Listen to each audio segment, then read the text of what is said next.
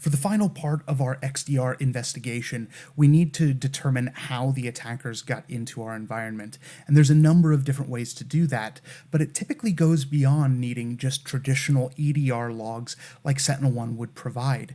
We now need to get into XDR logs, logs from data sources like Okta, Zscaler, and Windows event logs as well.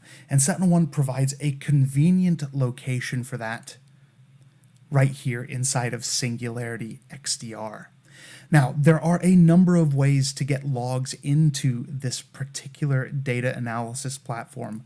We have direct integrations via API. We call them monitors. We also can ingest data via simple syslog or even raw log files if that's what you have. And at the end of the day, this provides a very dynamic analysis platform to take a look at not only EDR data, but any other data that you'd like us to. To start, we'll take a look at the EDR events, and we can see here that we have a number of events, processes, MITRE indicators, what files the ransomware touched, and so on. And this in and of itself presents a challenge. We have over 10,000 discrete events. So one of the things that Singularity XDR offers us is the ability to quickly facet the data. So if we come over here and we look at our source process command line, there are over 9,000 different command line executions. This, of course, would take forever to analyze in a manual mode. But with faceting, we quickly tell you what processes are most talkative, in this case, 9672B0, extremely talkative at 8,000 command lines, and as well each one of these subsequent processes and how often they execute. This allows you to quickly determine which one you should focus on and potentially understand how the attacker was attacking a machine. For this line right here, we see WEVUtil clear system, and that basically means that it was clearing the system log and trying to evade detection. All very quick and easy to do. But let's go ahead and get out of the realm of EDR and jump into XDR. So I'm going to change our view to XDR. And if you remember, we were curious about Jean-Luc's logins over the last little bit. We want to see a little bit more information about them. So I'm going to look back the last 2 weeks. And if I'm an administrator who has never used Okta before, Singularity XDR makes it very easy to analyze these results. I just come in, choose that I want to view Okta log sources, and then I just do a quick query where I can say star contains Jean.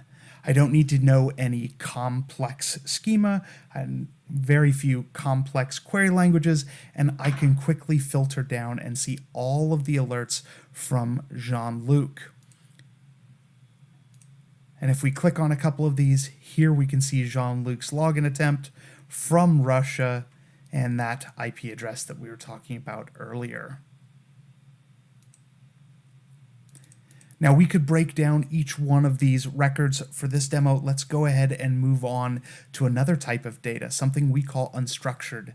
This is just regular Windows event logs. So we ingest these directly off of the Borg, and because we suspect that Jean-Luc's accounts was compromised and that RDP might have been in use, we've created ourselves a saved search where we're just going to look for event ID 4624, otherwise successful logons, and the user Jean-Luc. And we can see a very easy trend here that Jean-Luc is very busy. He's been logging in quite a bit.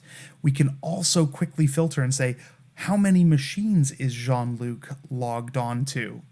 And so over here, that's another great use of facets, where we can click on computer and we can see that Jean-Luc is RDPing through the Defiant to the Borg.